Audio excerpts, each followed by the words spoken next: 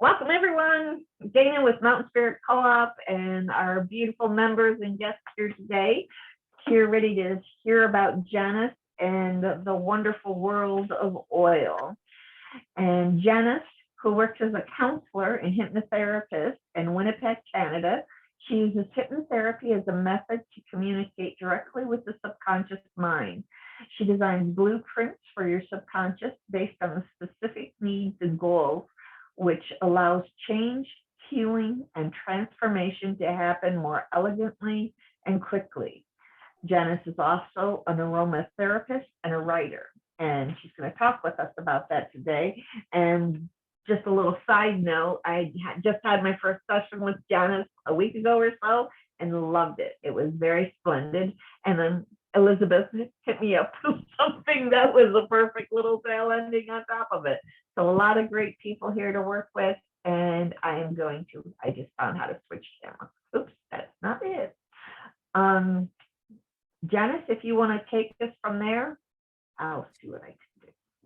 Sure, but I do actually have to do one thing. Okay. Come on. No, Simon is like. Yay. Oh. Sorry. No if worries. he stays, he's going to be a bit of a disruption. So he's like 3, and he's healthy and he's very expressive. So he's gonna go do his own thing right now. Okay, so yeah, I'm happy to start and happy to talk about this. When Dana asked me if I would give a talk on, creating and using my oils, I thought, well, sure, that's going to be about 5 minutes, and then what? So I've tried to kind of, weave together the story of how I came to create my Grace oil. I call it a perfume. It's an essential oil blend. And so, yeah, for me, aromatherapy uses a very different part of me, and it is a passion, and it is a way for me to connect with my soul. And for me, it's about just really coming from a more creative place. In the 1970s, there was a small apothecary shop in my city called Ambrosia, on a lovely little side street called Lilac Avenue. And it was run by a woman who would, like 4 decades or more later, would become my teacher and my mentor. And her name is Carrie Luce Forsyth. And one day I just wandered in there, and in the 70s, I was like a single mom with 2 babies 14 months apart. And I occasionally would get an afternoon to myself where I could go out. And so I would have these little outings where I would just wander in some of the fun areas of the city and just see what I would find. And so one day I found Ambrosia. And when I walked in, it's just a small little space. And there were shelves with lots of beautiful essential oils, and strategically placed at different places on the shelves were little bowls of ground coffee, which I later learned that when you've taken in a lot of oils and scents, that if you smell the coffee, it will kind of neutralize all the scents and, kind of get you back to neutral again, and you can smell some more. I didn't have a lot of money then, so I didn't buy, hi Celeste. I didn't buy a lot, but she was fine if I would just go in there and open up the samples and smell and try, and she would, tell me different things, information about them. And, the shop closed, and one day I would find the shop open in another spot. And so it would be rediscovering it again. And that happened a number of times over the decades. The shop would move locations, and I'd rediscover it all over again. I'd lost track of it for about 10 years. And just by chance in 2016, I came across a notice about an aromatherapy course that Carrie was giving as part of a certification study. And I decided, yes, I'm going to take the course. And I did. And I took all the courses over a period of 2 years, and got my certification in 2017. So I came to it late. And in those 2 years and in the different courses, Carrie brought in a number of distinguished teachers from Canada and the US, and they really gave us a very broad education, which was wonderful. At the time that I was studying, I didn't have much interest in making blended oils. I learned the basics of blending, but my interests really were elsewhere, and I sucked at blending oils, and I still do. You know, I was taught that, blending is done one drop at a time, and you then leave it and you go back and you add another drop and another drop, and you walk away and you come back to it and you write down each and every drop.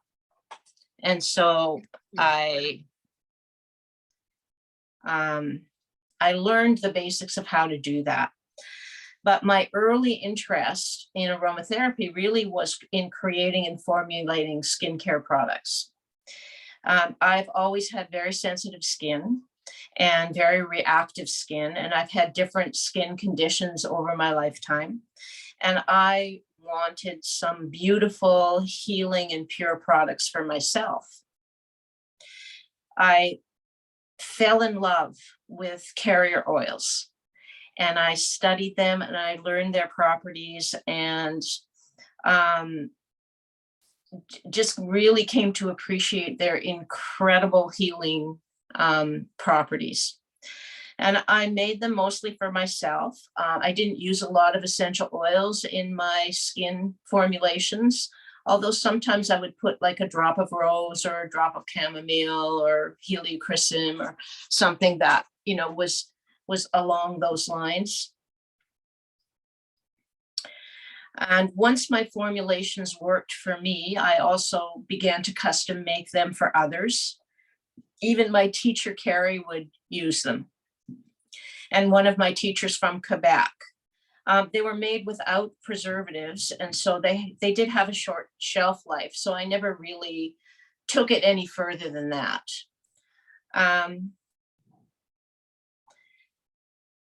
In 2018, I began to work with rose essential oils because I wanted to make myself a rose perfume. I just wanted one for myself because I just love the scent of roses. So I gathered together a variety of beautiful organic and wild rose oils that I would later use for grace.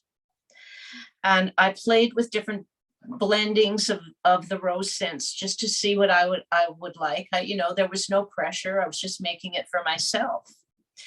And I found a source of white rose essential oil, which is very rare and expensive, and it has this exquisite high vibrational frequency. It's such a beautiful top note. And once I had it like kind of rounded out what I was going for. And I created for myself this lovely rose oil blend that I really enjoyed using. I made, some extra bottles, and I gave one to some friends who were getting married, and I actually married them, and I gave them a bottle of the rose oil as a gift. And I took a few little bottles of rose oil to Vermont in 2019. I attended a Lazar seminar called A New Kind of Magic in the Dominion of Nature. And it really was a seminar about grace. The week leading to the seminar, I began to experience pain in both my knees. There were outings planned that involved hiking through nature. And I was actually really concerned that I wouldn't be able to do it. I bought some walking sticks and brought them with me. I arrived at the resort, I settled in, The pain continued and became more intense, more relentless. And it stayed that way for the entire time I was there. No matter what I did, no matter what I tried, nothing helped. Pain medication didn't work. I was limited in my mobility. I also didn't know anybody there other than, the staff. I could say hello to them. But often when I would go to a Lazarus event, which, wasn't every single event, but, I would know at least a few people. And this time I knew no one. And so I felt alone. And, it was a very strange experience that way. There was a lovely area on the grounds where there was a wood fire pit, and there was a live wood fire every night with beautiful seating around it. And I would make my way there every evening. And I got to know people over the course of the week. The same group of us would gather. At night, when I couldn't sleep, I would meditate, and I would talk to Lazarus, and I would talk to my higher self, and I would try to figure out what this pain was and what was going on. I would sleep for short periods of time, but then the pain would wake me up. And when I did sleep, I had these powerful, intense dreams. And in these dreams, there was like this ancient earth magic that was being awakened, and ancient creatures being born literally on my doorstep in the dreams, that had been long gone from earth, but were being born again in my dreams. And one night after such a dream, I awoke in the middle of the night. And it's one of those things I'm sure we've all experienced, right? Where you wake up in the middle of the night and there's a message. And the message was to make an essential oil blend that held the resonance and energy of grace. It would be an all rose formulation. And that was all I knew. And I liked that. I was willing. At the end of the seminar, I took all the roses from the large floral arrangement that sat beside Lazarus throughout the seminar, which we were allowed to do. I took all the roses out. I wrapped them up carefully. I brought them home, took them through customs. I got them home. I dried them. And because I just have this sense that they would be part of, the creation. The pain in my knees continued and it came home with me. And so, imagine, right, you're in this beautiful space at a Lazarus seminar, and I can't heal myself, and I can't figure out what this pain is. And I would complain to Lazarus, and I would complain to my higher self, and they heard me loud and clear. They let me know that, and but there was no answers. But I did feel loved, and I did feel supported, and I just went through it. The day I returned home from the seminar, I lay down and I did a meditation. It's a Lazarus meditation where you take the thread of pain and you follow it through the subconscious and through the unconscious to the cauldron of all pain. And you drop the thread in and you drop yourself into the cauldron, and you receive healing of the pain. And I had done that before for other pain. But this time, when I came out of meditation, the pain in my knees was completely 100% gone, and it has never returned. And in hindsight, upon reflection and having some time has passed, I understand now that this, pain in my knees was the completion of a bigger energy, something that was one of my life focuses that I came to complete. And that was the experience that signaled the end of this focus. So it was actually ended up being a very positive thing. It was really quite a blessing to go to a Lazarus seminar to release what pain was left in my unconscious that I had brought here to release in this lifetime. And so to create grace, I really didn't know what I was doing or how to proceed. And it needed to come from a different way, as I said before. So I would stop, I would wait, I would listen, I would receive, which is different for me because I'm a thinker. And, you know, I proceed like that. But for some reason, I trusted myself and I trusted the process. Over the years, I had purchased mounds of crystal seeds. Some were amethyst, some quartz, some peridots, some rose quartz. So I brought out all the seeds and cleaned them, and along with some crystals of my keeping that I wanted to bring into the process, I created a space for the crystal seeds and the crystals. And I had a talisman that held the energy of grace. And I created a mother. And I decided to use jojoba oil as the carrier oil. And I brought into the carrier oil 5 different organic rose oils and absolutes. And I added the dried roses.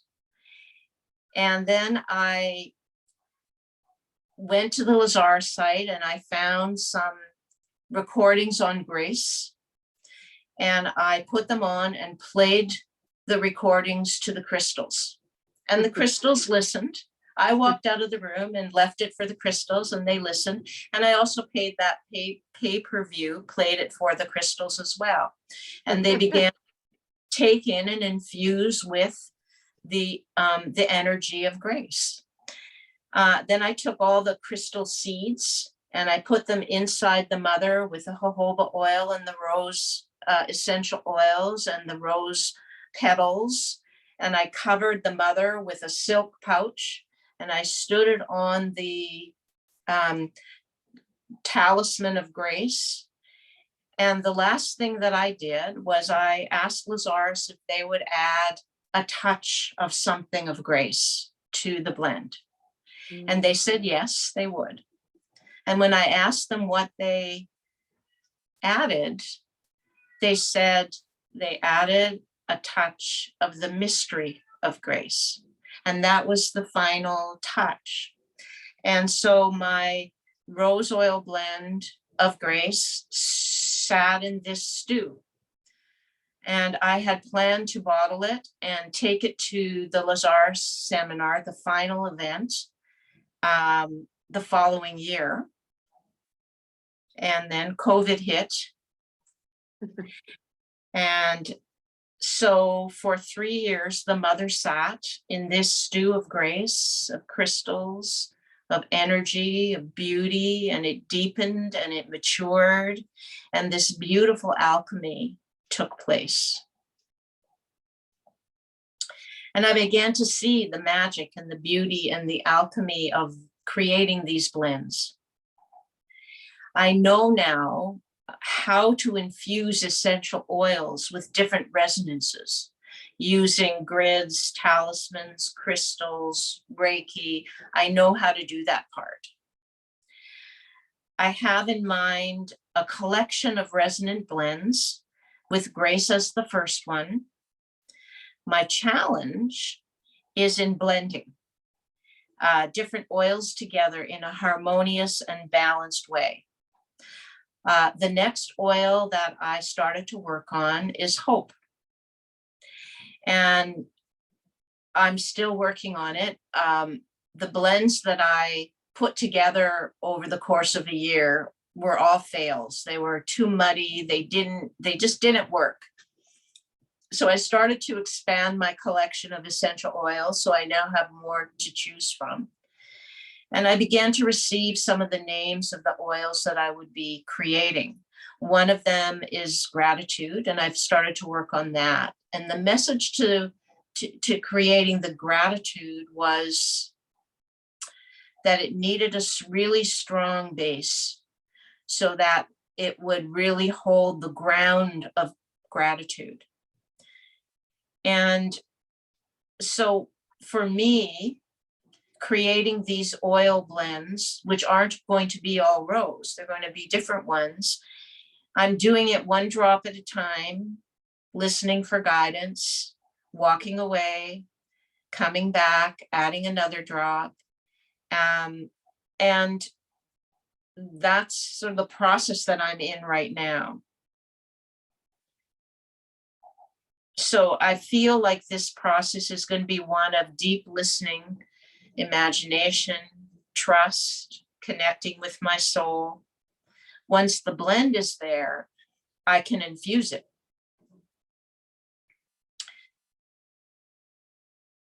So this is really going at a different pace for me. It's a slow pace.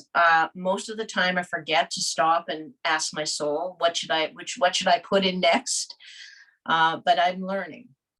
And so I'm in this learning process. And it is a bit of a strange feeling working on this project, because it's like, I don't know who I am. I don't know what I'm doing or how it's going to work out, or if I'm actually going to do it. But I feel that it's in me.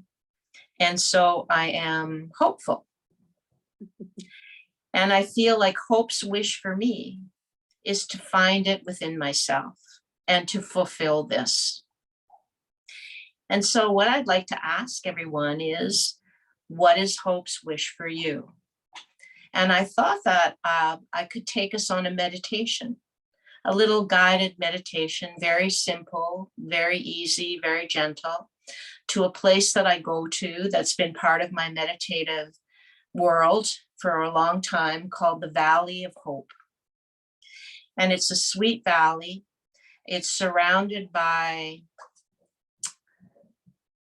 ancient mountains, not mountains like the Rockies or the Alps, which are incredibly beautiful and strong and powerful, but these mountains are like the Kootenays. They're soft and more ancient than the Rockies. They're just soft and round, and you can feel that sense of them being ancient mountains.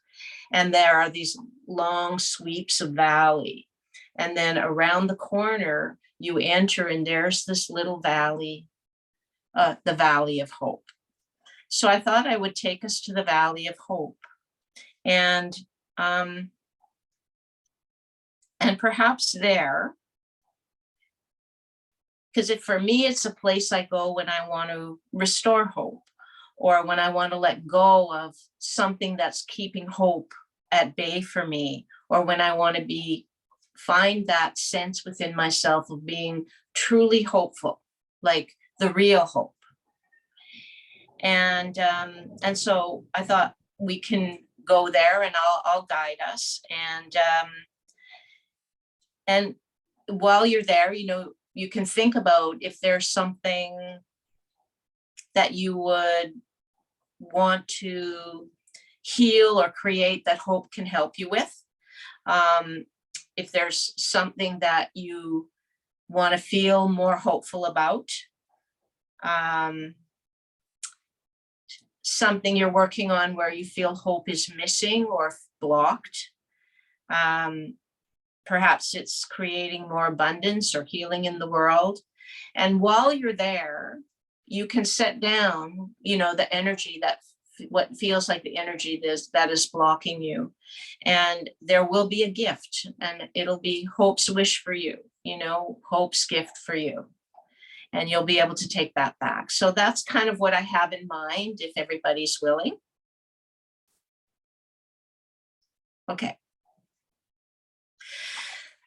Okay, so just let's shift gears now and just get nice and comfortable, just checking our bodies just to make sure that we're feeling comfortable, we're feeling supported. And just taking a nice deep grounding breath, closing your eyes gently. And another deep grounding breath. Beginning to quiet yourself from the busyness of the day, from the fullness of the day. Just letting that drop away now. Feeling that gentleness, that softening within yourself, that quieting. And I'm going to count from 7 to 1. And at the count of 1, you will find yourself in the valley of hope. And you'll each have your own rendition of that valley. And it's just a place to wander around and discover what of hope is waiting for you there. 7, 6, just getting more and more quiet and relaxed, calm inside, more still inside. 5, 4, 3,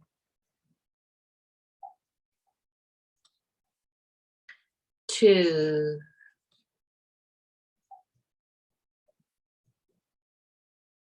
and 1. And you're there. Feel the ground of hope beneath you. A sweet little valley, green, perhaps there's flowers, a stream, a pond, blue sky, trees, some wild horses grazing, birds singing, a gentle breeze, or very still.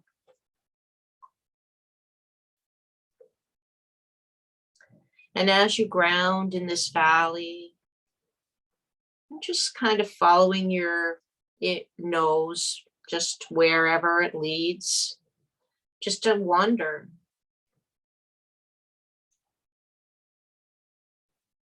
And see what you can see. Perhaps to think about something you want to heal or create that hope can help you with. Something you want to be truly hopeful about. Where hope can be renewed. Where hope's been missing.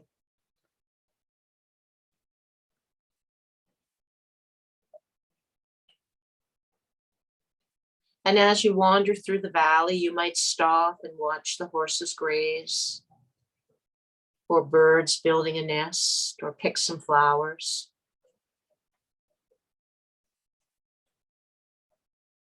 And if there's something about hope that you need to let go of, something that's blocking hope, that you feel, even if you don't quite know what it is, you can let it go. Lay down on the ground and let the earth take it.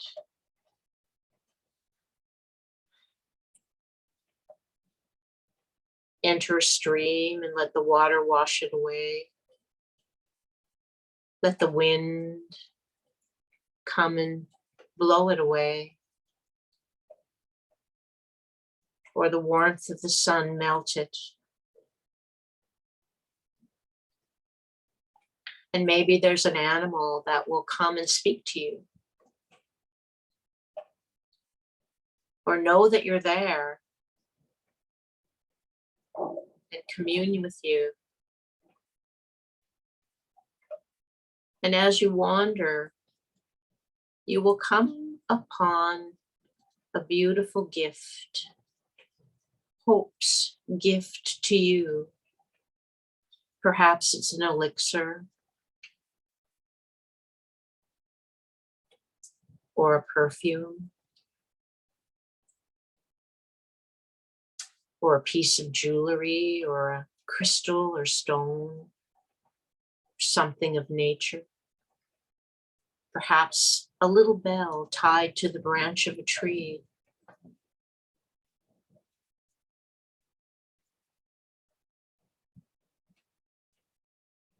And as you feel the resonance of hope, Feel hope being restored within you. Finding the gift, hope's gift for you that is just perfect for this time. What you need around hope. To be truly hopeful.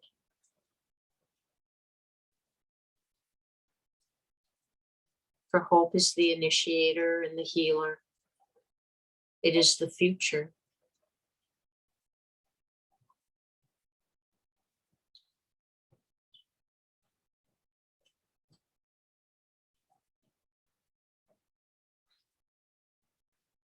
And at some point you might want to just lay down, lean against a tree,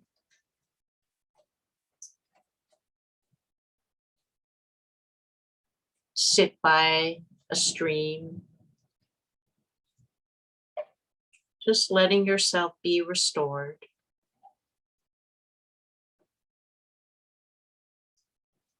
And just to think your thoughts and feel your feelings and let your body take in the hope through the skin and the cells, through the breath.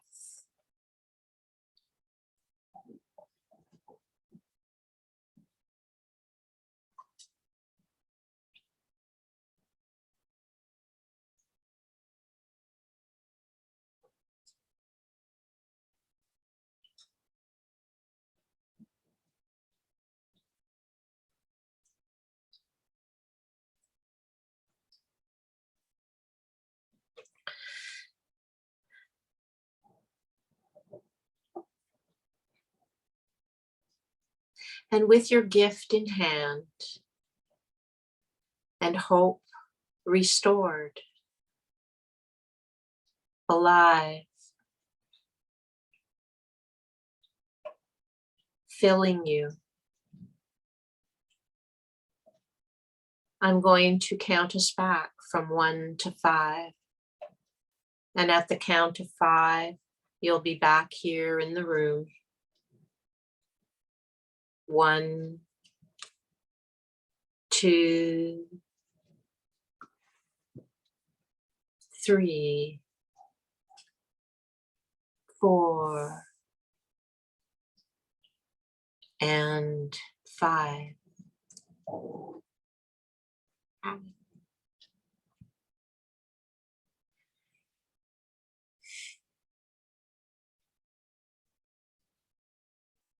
Thank you.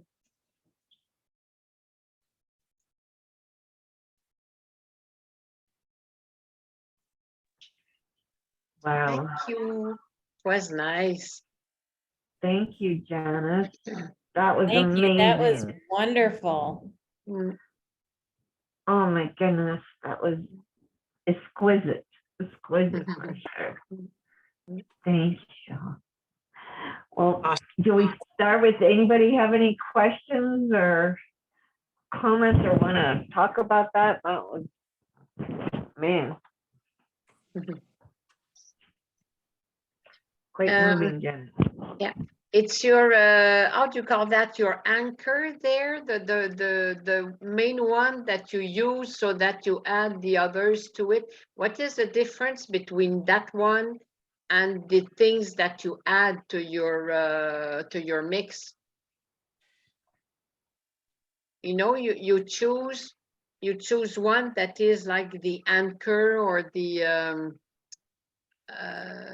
Are you talking about the oil blends? yeah. Well, the basic of blending is you need a base note, a middle note, or a heart note, and a top note. That's how you make a perfume. And so they have to be in balance. They have to be in harmony. The base note is the ground of the blend, and it comes out, you know, it's kind of there in the background. The middle note is the one that you notice the most, and the top note is the one you notice first. So when you open up a blend, there's the top note, and it dissipates though, and then you find the middle note and then the base note. And those are the ones that kind of stay with you. Okay. Okay. Yeah. Mhm. And your one drop at a time is when you invent your perfume. After that, you don't do one drop at a time. No, once it's there, then you can repeat it. So if I know I need 2 drops of this base note, 7 drops of this middle note, and 5 drops of this top note, then I can always repeat it. Mhm. Yeah. So it's very precise. It's Mhm. kind of like baking as opposed to cooking, right? Mhm. I'm a really good cook, but I really can't follow a recipe. I have to change it in some way. So I'm not a great baker, but I can follow a recipe if I have to, but I'm creating my own recipe here. And so, yeah, it's just, it's an interesting process. And I hope I can do it. I've got hope. Are Well, those, after that meditation, you will succeed, I believe. are those drops all added to a carrier oil? Yes, yes, yes. So what's say a 1/4 cup of carrier oil or? It depends on how many drops. There's ratios. It's mathematical, right? So, and I couldn't tell you off the top of my head, but I have my charts. And so for a 1/2 cup of carrier oil, you would have like 30 drops of base, 30 drops of, this, 30 drops, so it's all about the ratios. But when you're just creating it, you don't use a lot of carrier oil. You just use enough to, build the scent. Mhm. Interesting. Yeah, Then you duplicate it to higher quantities once you That's have the right. right. So if you have to toss it, you don't have to toss a cup of everything. That's right. $200 worth of oil. Oops, screwed that up. Yeah. Let me see if I can find, I'll be right back. I don't know if Janice can still hear me, but I unfortunately have to sign off. Yeah, I can't find it. So yeah, I heard that. You have to sign off. Yeah, I just wanted to say thank you so much. That was really fun. And the meditation was off the charts. Thank you. Oh, Some very interesting things happened. So I'm really grateful. I'm Oh. glad I could be here and learn about how you created such a beautiful oil. And I don't think you have to worry about your pace of stop, wait, listen, and proceed, which I wrote down because I think that's brilliant. Because you seem to be on the right process for you, and you're making some beautiful stuff. Thank you very much. I appreciate you saying Yeah. that. Yeah. Okay, guys, good night. I'm sorry I Bye. couldn't cut out Good early. night. thank you, Elizabeth. Good Bye. night. Have fun. Bye. Yay. I'm glad she got to stay for the meditation. She was like hoping so. So yay, I'm glad it worked out. That was an amazing meditation. I agree. That was, and there were so many things about your story that just touched me so deeply, Janis. It was, the power of tree in there, and then how you had to just be with the pain and not understand it or figure it out, and it was just, your companion, so to speak, for quite some time. And then to be able to go into something that you had done before, and yet this time allow magic to happen. I mean, that is like the ultimate humility, because when Lazarus talks about humility, it's like allow it to be different, don't recreate it the way you did last time. Allow it to be different. Have the humility to allow it to be different this time, even though it's happened 150 times the same other way. This time it can be different. You know, that was such a key in my growth. So when you said that, it was just like, I got tingles all over and was so excited for you, because just allowing it to be different is so powerful. So thank you for sharing that with that. And then all of your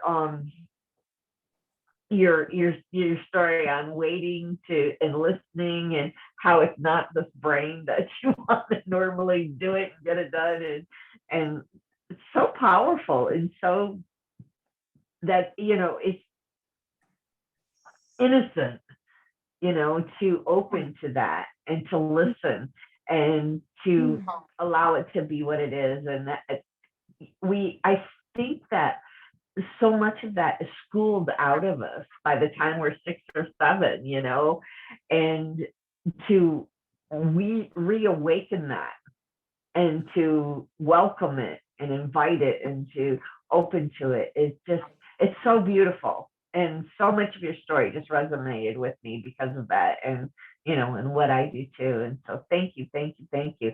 And I got the coolest gift in that meditation, and I got tears, and it was awesome. Oh, that's great.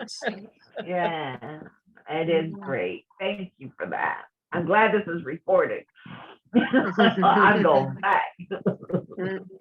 Yeah, it was a nice meditation. Yeah. Yeah. Definitely. Well, thank you for coming. I mean, I never have taken anyone to my Valley of Hope before. Your Valley of Hope? But I've never taken anyone there before, and it was kind of fun bringing other people in there. It's such a lovely place. I loved it. I got the coolest thing. I can't tell you about it, but I am so excited. But I want to, and I'm like, they're like, no, Dana, that's yours. And I'm like, but I want to share. It's like, shut up. Okay. Awesome. I appreciate you sharing that. You've never shared your Valley of Hope before. So I feel really honored now that you got to be there for that.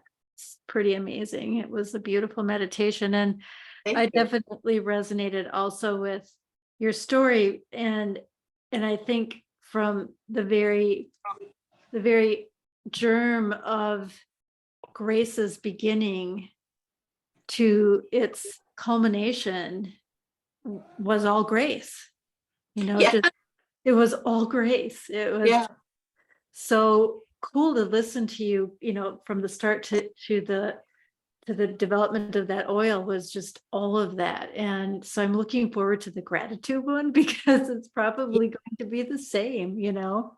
And that listening and that feeling and that, you know, just I love the pace of that. It was wonderful. Today someone asked me, do stones really have a certain energy? Do they, you know, and I was like, well, yeah, they do. And so I was explaining a few things to her, and I was telling her about rose quartz and the love and the fertility. And she goes, well, you know, she was in her 60s. She goes, well, I don't need that. And I was like, well, no, neither of us do. I said, but it's very helpful for those that do. And I have stories about that. And she looked at me in disbelief, you know. And then it brought back the memory of people that I've helped with using rose quartz for that specific thing and doing it just completely directed by something bigger than me. Yeah. And just trusting that whatever these messages are, I need to share them, and they are asking. Yeah. So that really came up for me today. Your story. Yeah. Great. Here's Simon. Hello. Hi, Hello. was he scratching at the door waiting to come in? Yeah. I don't blame him. He's discovered my desk and my computer. He walks back and forth on the computer. You know what cats are like, right? That's awesome. I have my Nice dog laying presents. right under my chair. He's just laying there. That's wonderful. Anyway, I will go too. So it was nice seeing you all. And Thank you so much. love you. Mwah. Bye. Love you, Carol. Thank you for being here. Thank you, Okay. everybody. Kay, Bye. It's an Celeste, honor and Jen, thank you blessing. for a wonderful night, Janice. Thank you so much. Yeah, My, thank you, my Janis. pleasure. Thank you. Thank you. So grateful. So grateful. Mwah, mwah, mwah, mwah, I got it. mwah. Thank you. Yay. Good Bye, night, everybody. Good night, Kay. Good night, Celeste. Good night. Night. Bye. Bye. Oh, look at the dog. Good Good night, Janice. night.